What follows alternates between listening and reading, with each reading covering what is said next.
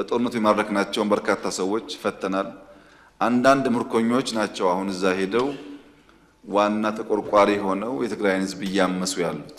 አሁን ዛሬ እዛ ሰላም የሚያውቁ ኃይሎች ሚስቶቻቸው፣ ልጆቻቸው ከፊሉ አዲስ አበባ፣ አብዛኛው ውጭ ሀገር እንዳሉ እናውቃለን። ቲፒኤልኤፍ ብቻ ሳይሆን ትግራይ መውደም ነበረባት ብለው የሚያስቡ ኃይሎች አኩርፈዋል። ከኛም ገሸሽ ብለዋል። ከሁሉ የከፋው አሁን በርካታ የትግራይ ልጆች በጉልበት ታፍሰው ሱዳን ላለው ጦርነት ተሽጠዋል። አፈሳ የማይካሄድበት በደሴ፣ በጎንደር፣ በባህር ዳር፣ በአዲስ አበባ፣ ቢሾፍቱ፣ አዳማ፣ አርባ ምንጭ፣ ሐዋሳ ያለ ትግራዋይ ትግራይ ካለው ሰው በላይ ሰላም አለው። ለአማራ ሕዝብ ሰላም፣ ደህንነት፣ ጥቅም እንታገላለን ብለው የሚሉ ኃይሎች በሚንቀሳቀሱባቸው አካባቢዎች ካለው የአማራ ተወላጅ ይልቅ ኦሮሚያ፣ ደቡብ፣ ሶማሊያ ያለው አማራ ሰላም አለው። ቲፒኤልኤፍ እንደ መጥረቢያ ነው፣ መያዛው እንጨት እንደ ሻቢያ ነው። ዋናው አዛዦች፣ ባለጉዳዮች ሌሎች ናቸው። በእኛ በኩል ግን ዝግጅቱ ኢትዮጵያ የሰላሟ መደፍረስ ምንጭ የት እንደሆነ ስለምናቅ ከምንጩ የሚነሳውን ማንኛውም ትንኮሳ ለመከላከል የሚያስችል ቁመና በመፍጠር ላይ የምንገኝ መሆኑን ለተከበረው ምክር ቤት መግለጥ እፈልጋለሁ። በነገራችን ላይ ዶክተር ደሳለኝ ጫኔ ዛሬ ጥያቄ ንግግር ሲያደርጉ በጣም ደስ ያለኝ ነገር ምን ያክል መደመርን እንደበሉት ነው። እውነቴን ነው። አማራና ኦሮሞ፣ ሶማሌና ኦሮሞ፣ ጌዲዮና ሲዳማ ወይም ወላይታና ሲዳማ የሚባል ህዝብና ህዝብን የመሰለ የሚያገናኝ ግጭት ኢትዮጵያ ውስጥ ቀንሷል። ሃይማኖትና ሃይማኖትን የሚያጋጭ ግጭትም ኢትዮጵያ ውስጥ ቀንሷል። በርካታ የኦሮሚያ ውስጥ ያሉ የታጠቁ ኃይሎች፣ አማራ ውስጥ የታጠቁ ኃይሎች ብዙዎቹ የተደራደሩ እየተመለሱ ይገኛሉ። የቀሩ ወንድሞቻችንም በዚያ መንገድ እንዲመለሱ ነው የምንፈልገው። ፕሪቶሪያን በሚመለከት ፕሪቶሪያ እንደ ድርድር ብቻ መታየት ያለበት ጉዳይ አይመስለኝም። ብዙ ውጤት ያስገኘ የሰላም ስምምነት ነው። ከሁሉ በላይ አሸናፊና ተሸናፊ እኩል ቁጭ ብለው የተወያዩበት ድርድር ነው። መንግስት ካሸነፈ በኋላ የተሸነፈውን ኃይል አስቀምጦ ተደራድሮ መፈራረም ብቻ አይደለም፣ በችግር ውስጥ የነበሩ የታጠቁ ኃይሎች ቀልቦ ብዙ ድጋፍ ሰጥቶ ለሰላም ያለውን ቁርጠኝነት ለማሳየት ሙከራ አድርጓል። በዚያ ስምምነት ምን ተገኘ ያላችሁ እንደሆነ ቢያንስ በትግራይ ጊዜያዊ መንግስት ማቋቋም ተችሏል። መንግስት ማቋቋም ቀላል ነገር አይደለም። ከ60 ሺህ ያላነሱ የታጠቁ ኃይሎች በዲዲአር አስፈላጊው ክፍያ ተፈጽሞላቸው ከሰራዊቱ እንዲቀነሱ ሙከራ ተደርጓል። በርከት ያሉ እስረኞች፣ ምርኮኞች ተፈተዋል። በጦርነቱ የማረክናቸውን በርካታ ሰዎች ፈተናል። አንዳንድ ምርኮኞች ናቸው አሁን እዛ ሄደው ዋና ተቆርቋሪ ሆነው የትግራይን ሕዝብ እያመሱ ያሉት። ምርኮኞች መፍታት ብቻ ሳይሆን ሰርቪስ ቆሞ የነበረ በአየር፣ በቴሌኮም፣ በተለያየ መንገድ ሰርቪሶች ተለቀዋል። ከዚያ ባሻገር እነዚህ ኃይሎች ሀብታችን፣ ንብረታችን የሚሏቸውን በተለያየ ቦታ ያሉ ሀብቶቻቸውን ጠብቀን አቆይተን ሰጠናቸዋል። ቤቶች፣ ህንፃዎች እንደምታውቁት ማለት ነው። ከየት መጣ ብለን በቀላሉ ምክንያት ፈጥረን መውረስ የምንችላቸውን ሀብቶች ለሰላም ሲባል አቆይተን መልሰናል። አሁን ዛሬ እዛ ሰላም የሚያውቁ ኃይሎች ሚስቶቻቸው፣ ልጆቻቸው ከፊሉ አዲስ አበባ፣ አብዛኛው ውጭ ሀገር እንዳሉ እናውቃለን።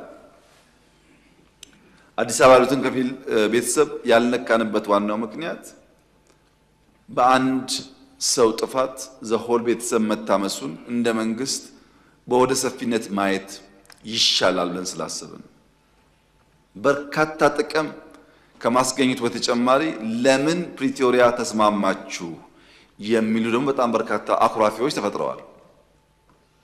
ቲፒኤልኤፍ ብቻ ሳይሆን ትግራይ መውደም ነበረባት ብለው የሚያስቡ ኃይሎች አኩርፈዋል። ከኛም ገሸሽ ብለዋል።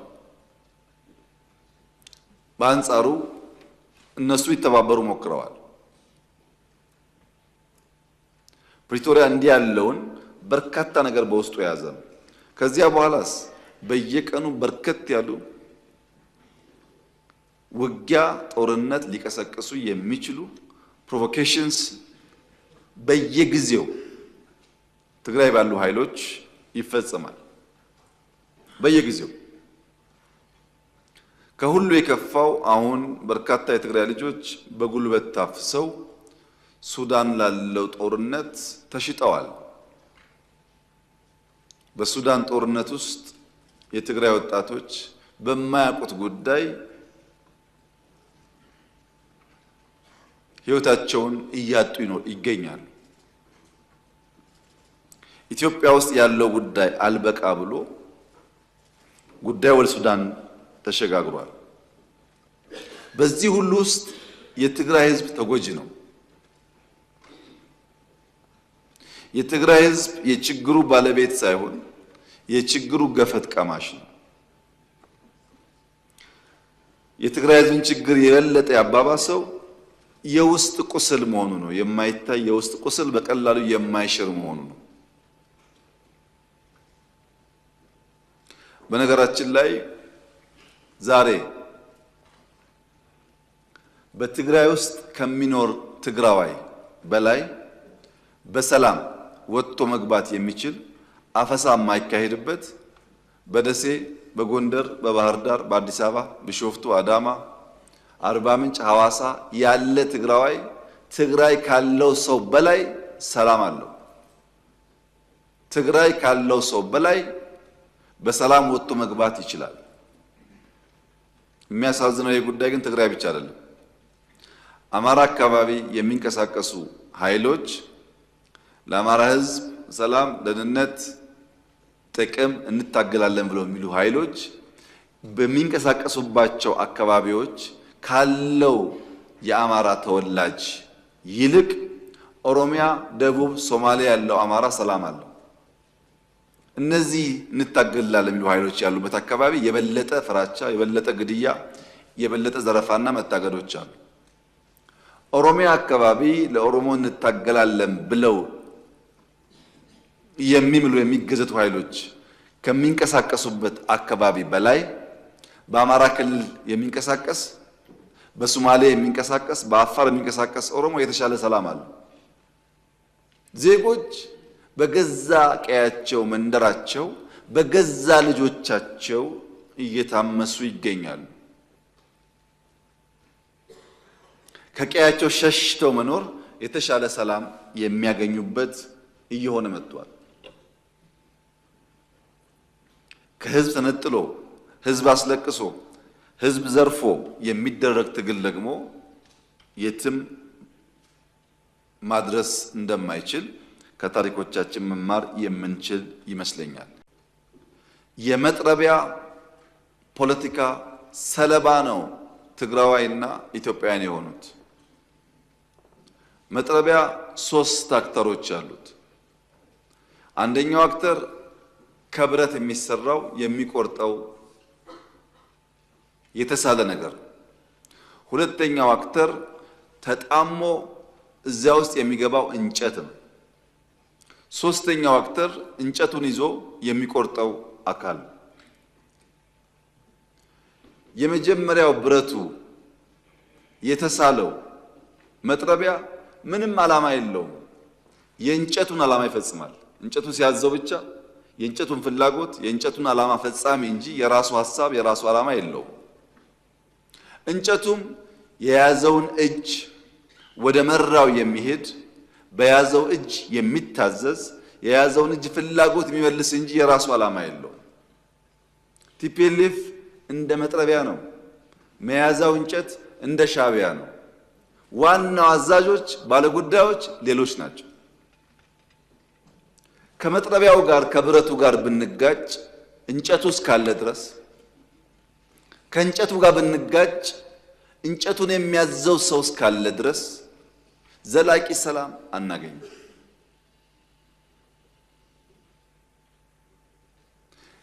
ይልቁንስ ለመጥረቢያውና ለእንጨቱ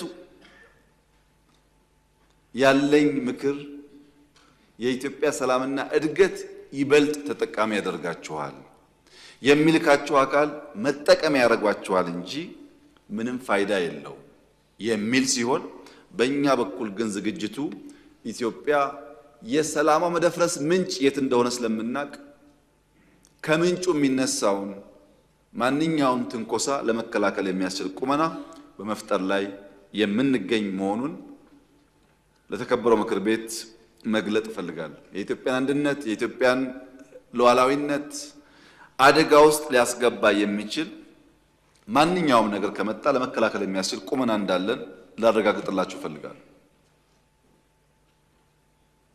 መጥረቢያውና መያዣውን እንጨት ግን በተቻለ መጠን መታገስ፣ በተቻለ መጠን ማስተማር፣ በተቻለ መጠን መመለስ ያስፈልጋል። ጉዳቱ የጋራ ስለሚሆን ታስታውሱ እንደሆነ ባለፉት 5-6 ዓመታት የነበረው ፖለቲካል ዲስኮርስ ኢትዮጵያ ያለቀላት፣ ኢትዮጵያ ልትፈርስ ነው፣ ኢትዮጵያ ልትወድቅ ነው የሚል ነበር። ኢትዮጵያ አትወድቅም ብዬ በተደጋጋሚ አነሳላችሁ ነበር። ኢትዮጵያ አትወድቅም አይደለም አሁንም እላችሁ፣ የወደቁ ታነሳለች።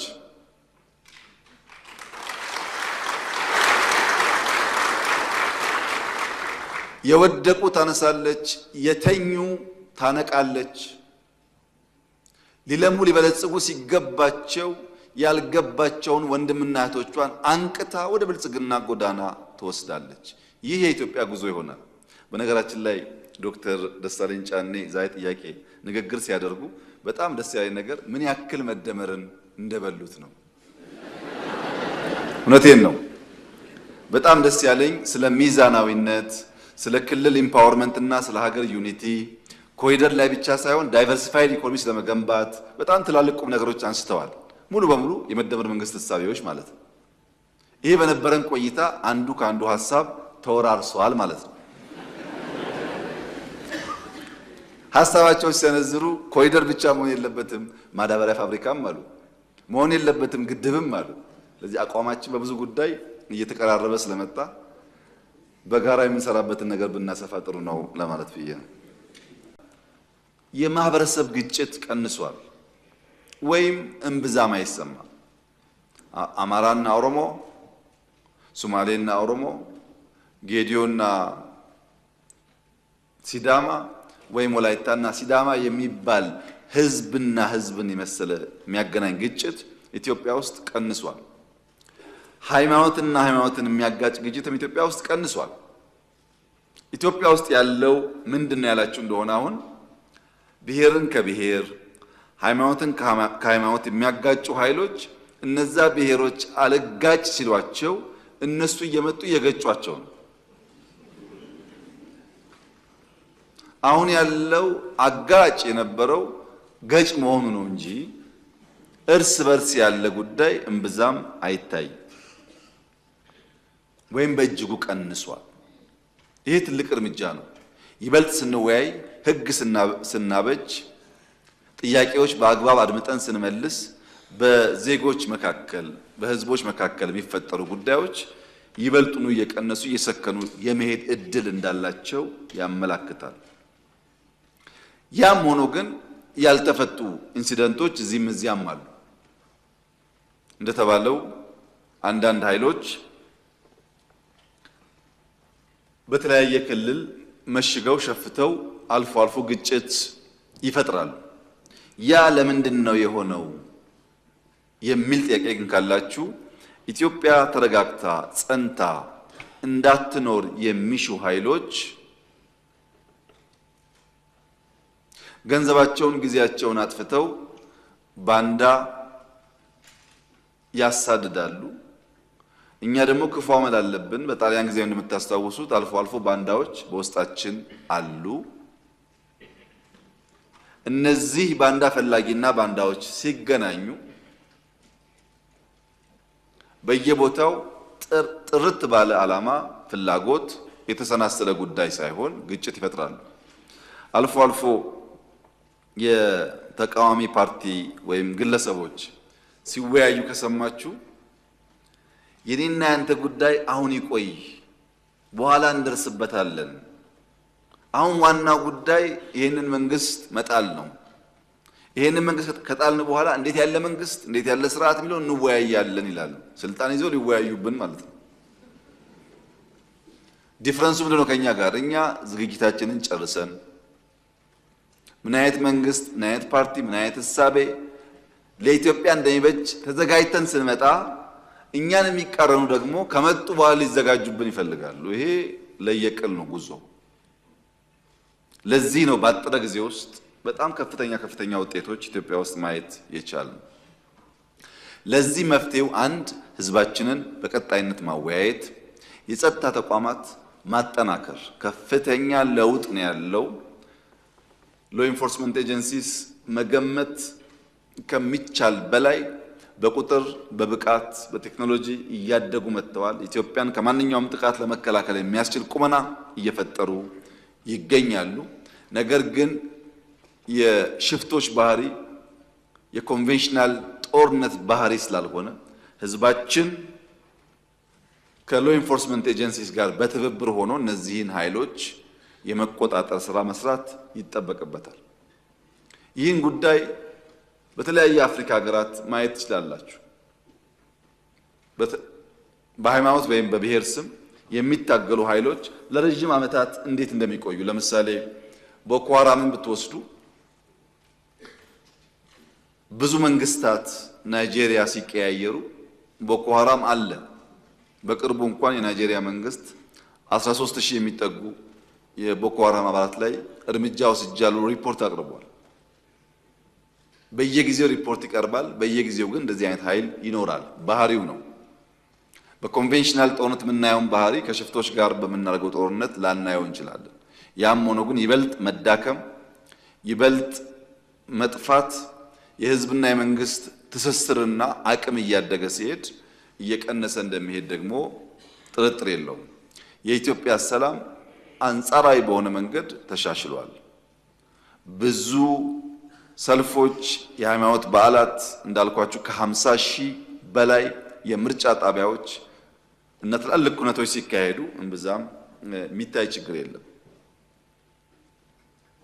የሚያጋጥመንን አልፎ አልፎ ያለውን ግጭትና በአንዳንድ ክልሎች ያለውን ግጭት ደግሞ ቅድም አንዳንድ የምክር ቤት አባላት እንዳነሳችሁት ይበልጥ በመወያየት በመነጋገር በመመካከር በመቀራረብ ለመፍታት በእኛ በኩል ጥረት ይደረጋል። እናንተም ድጋፍ እንደምታደርጉ ተስፋ አደርጋለሁ። በጥያቄዎቻችሁ ላይ ግን እውነተኛ ምክክር፣ እውነተኛ ውይይት፣ እውነተኛ ግብዣ ላላችሁት በተደጋጋሚ እዚህ ምክር ቤት ለመጋበዝ ሞክሬያለሁ። በርካታ የኦሮሚያ ውስጥ ያሉ የታጠቁ ኃይሎች፣ አማራ ውስጥ የታጠቁ ኃይሎች ብዙዎቹ የተደራደሩ የተመለሱ ይገኛሉ። የቀሩ ወንድሞቻችንም በዚያ መንገድ እንዲመለሱ ነው የምንፈልገው። በእኛ በኩል ያለው ፍላጎት እሱ ነው። ለምን? ስለማያዋጣ ወደ ድል ስለማይወስድ ተነጋግረን በጋራ ሀገር ማነጽ መገንባት ይሻላል የሚል እምነት ነው ያለን። ይሄንን ማጠናክረን እንቀጥላለን።